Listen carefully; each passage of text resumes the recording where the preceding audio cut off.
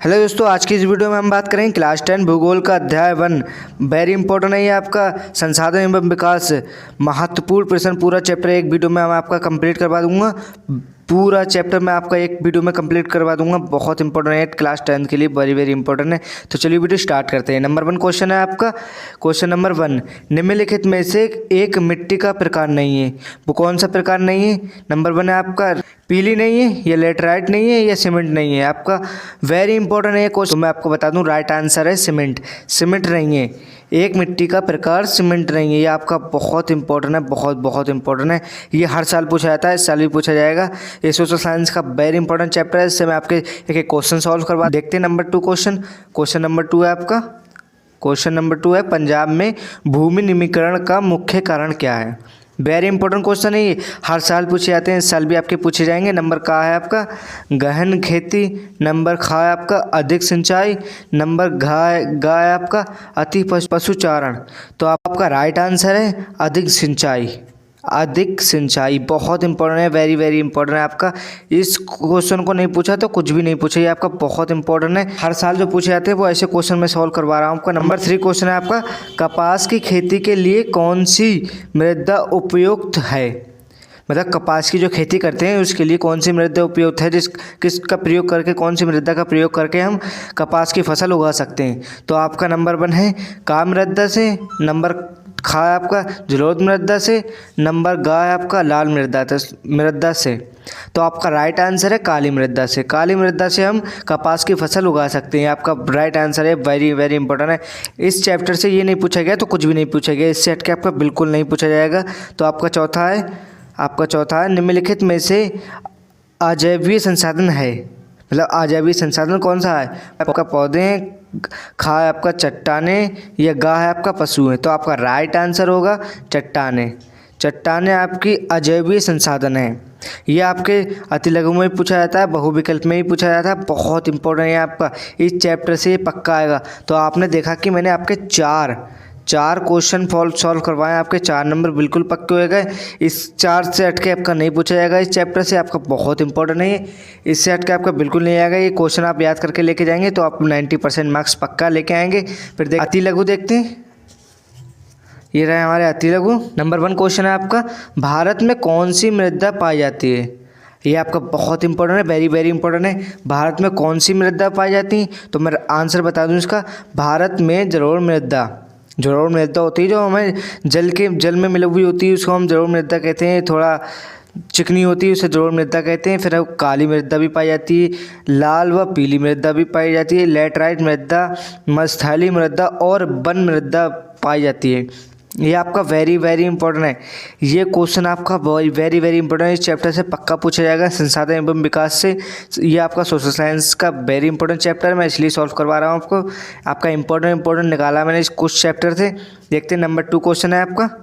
Number 2 question है आपका, 3 राज्यों के नाम बताइए जहां काली मृदा पाई जाती है।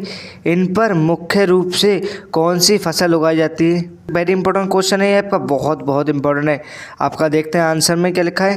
काली मृदा का रंग काला होता है, इसे रेगर मृदा भी कहते हैं। इसे मतलब काली मृदा होती है, उसे रेगर मृदा भी कहते हैं। ये लवाजनक शैलों से बनती है। ये मृदा महाराष्ट्र, मलवा, मध्य प्रदेश और छत्तीसगढ़ के पठार में पाई जाती है। काली मृदा कपास की खेती के लिए उचित समझी जाती है। कपास की खेती के लिए काली मृदा बहुत महान मानी जाती है, अच्छी मानी जाती है। इसे काली कपास मृदा के नाम से भी जाना जाता है, क्योंकि अगर इससे कपास उगती है तो खासकर बात है उसी के नाम से जाना जाएगा। तो ये काली कपास के नाम से भी जाना जाता है। बहुत इंपॉर्टेंट है आपका, वेरी इंपॉर्टेंट है। इस क्वेश्चन से हटके कहीं नहीं आएगा आप चैप्टर में। आपके मैंने वेरी इंपॉर्टेंट सॉल्व करवा रहा हूँ, आपके 100 नंबर बिल्कुल पक्के हो जाएंगे। आप घबराएं नहीं, आपके एक चैप्टर कंप्लीट करवाएंगे। आप क्वेश्चन कमेंट में ज़रूर बताएं। नंबर 3 क्वेश्चन है आपका, जैव और अजैव संसाधन क्या है? क्या होते हैं, उदाहरण दीजिए। ये आपका बहुत इंपॉर्टेंट है, बहुत इंपॉर्टेंट है। जैव और अजैव संसाधन क्या होते हैं, उदाहरण दीजिए। ये आपका इस चैप्टर से वेरी इंपॉर्टेंट है, वेरी इंपॉर्टेंट है। इस सेट के आपका बिल्कुल नहीं पूछा जाएगा। नंबर 1 आपका बता दूँ मैं, जैव संसाधन। वे संसाधन जिनकी प्राप्ति जीव मंडल से होती है और जिनमें जीवन पर्याप्त होता है, जैव संसाधन कहते हैं। बहुत इंपॉर्टेंट है। जैसे कि मैं इसका उदाहरण बता दूँ, मनुष्य इसका उदाहरण है मनुष्य, वनस्पति जगत, प्राणी जगत आदि। ये आपका बहुत इंपॉर्टेंट है। आप अगर उदाहरण के साथ लेके आएंगे तो आपके 90 मार्क्स पक्का मिलेंगे, आपको एक भी मार्क्स कम नहीं देगा आपको बोर्ड एग्जामिनर। फिर देखते हैं अजैव संसाधन क्या होते हैं। वे सारे संसाधन जो निर्जीव वस्तुओं से बने हैं अजैव संसाधन कहलाते हैं, जो निर्जीव चीज़ों से बने हैं। उदाहरण में देखते हैं क्या लिखा है, उदाहरण इसका ये रहा, चट्टानें एवं धातु आदि। ये आपके निर्जीव होती हैं और ये आपके जीव होते हैं। जिनमें जान होती है उसे हम जीव कहते हैं और जिनमें जान नहीं होती वो अजीव होते हैं। ये आपका बहुत इंपॉर्टेंट है, वेरी इंपॉर्टेंट है। मैं देखा कि मैंने आपके 3 क्वेश्चन सॉल्व करवाएं, अति लघु में 3 सॉल्व करवाएं, आपके 6 नंबर बिल्कुल पक्के हो गए। आप घबराएं नहीं, आपके 90 मार्क्स पक्का आएंगे, एक भी मार्क्स कम नहीं देगा बोर्ड एग्जामिनर आपको, एक भी मार्क्स कम देगा आपको। देखते हैं अब लघुत्तरीय कौन से आपके, लघुत्तरीय ये रहा, वेरी इंपॉर्टेंट है आपके लघुत्तरीय, वेरी इंपॉर्टेंट। नंबर 1 क्वेश्चन है आपका, नवीकरण और अनवीकरण संसाधनों में अंतर स्पष्ट कीजिए। जो नवीकरण होते हैं और अनवीकरण होते हैं संसाधनों में अंतर स्पष्ट कीजिए। इनमें अंतर स्पष्ट करना है तो मैं आंसर बता दूं इसका, नवीकरणीय संसाधन वे संसाधन जिन्हें भौतिक, रासायनिक या यांत्रिक क्रियाओं द्वारा नवीकृत या पुनर्उत्पन्न किया जाता है, उन्हें नवीकरण योग्य संसाधन कहा जाता है। इसका उदाहरण देखते हैं। उदाहरण है सौर ऊर्जा, पवन ऊर्जा, जल, वन आदि।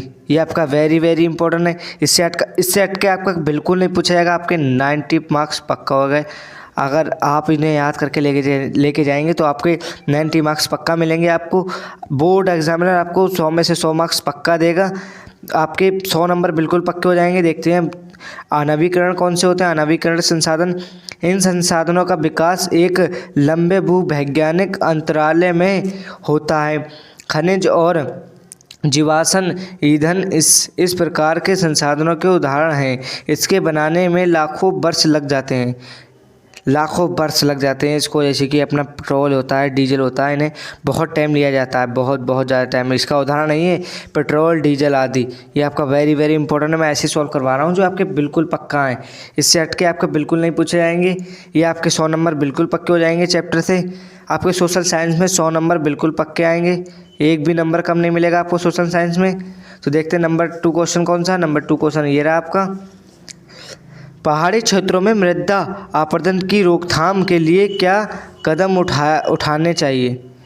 जो पहाड़ी क्षेत्रों में मृदा अपरदन की रोकथाम के लिए उस पर क्या रोकथाम कदम उठाने चाहिए। तो मैं आंसर बता दूं, इसका आंसर है मृदा के कटाव और उसके बहाव की प्रक्रिया को मृदा अपरदन कहते हैं। विभिन्न मानवीय तथा प्राकृतिक कारणों से मृदा अपरदन होता रहता है। पहाड़ी क्षेत्रों में मृदा अपरदन की रोकथाम के लिए निम्नलिखित तरीके अपनाए जाने चाहिए। तो आपको मैं नंबर 1 बता दूं आपका, पर्वतीय ढालों पर समोच्च रेखाओं के समांतर हल चलाने से ढाल के साथ जल बहाव की गति घटती है, इसे समोच्च जुताई कहा जाता है। वेरी इंपॉर्टेंट है। आप देखते हैं। और आपका दूसरा कौन सा है, दूसरा आपका ये रहा, दूसरा है पर्वतीय क्षेत्रों में पट्टी कृषि द्वारा मृदा अपरदन को रोका जा सकता है। इसमें बड़े खेतों को पट्टियों में बांटा जा सकता है।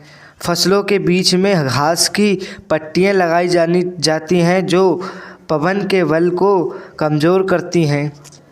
वेरी इंपॉर्टेंट है आपका, वेरी इंपॉर्टेंट है। मैं क्वेश्चन बता रहा हूँ। ये आपके लघु उत्तरी में आपके पक्का आएगा।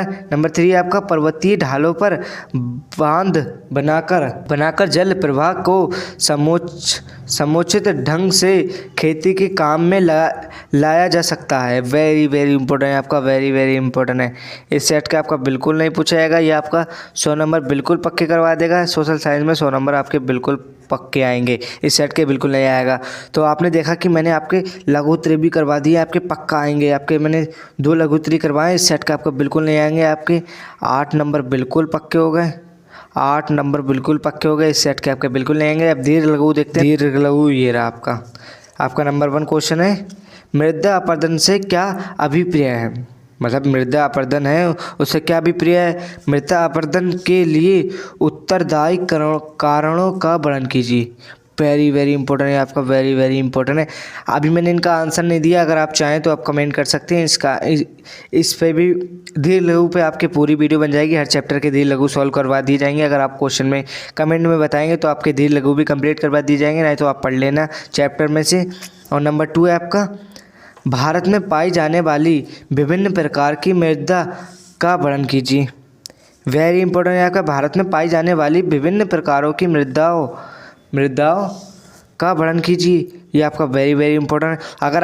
अगर आप कमेंट करेंगे कि सर दीर्घ लघु भी समझा दीजिए और दीर्घ लघु की वीडियो ले आइए, तो हम पूरे चैप्टरों की, सोशल साइंस के सभी चैप्टरों की दीर्घ लघु की वीडियो बना के आपको दे देंगे। तो आपने देखा कि मैंने संसाधन एवं विकास को पूरा चैप्टर कंप्लीट करवा दिया। आपके ये पक्का आएंगे, मैंने ऐसा नहीं बताया जो नहीं आएंगे। ये आपके 100 नंबर बिल्कुल पक्के हो जाएंगे। सोशल साइंस में एक भी नंबर कम नहीं देगा बोर्ड एग्जामिनर, ये आपके पक्का आएंगे, पक्का आएंगे। तो आज की वीडियो में बस इतना ही, मिलते हैं नेक्स्ट वीडियो में। Thank you.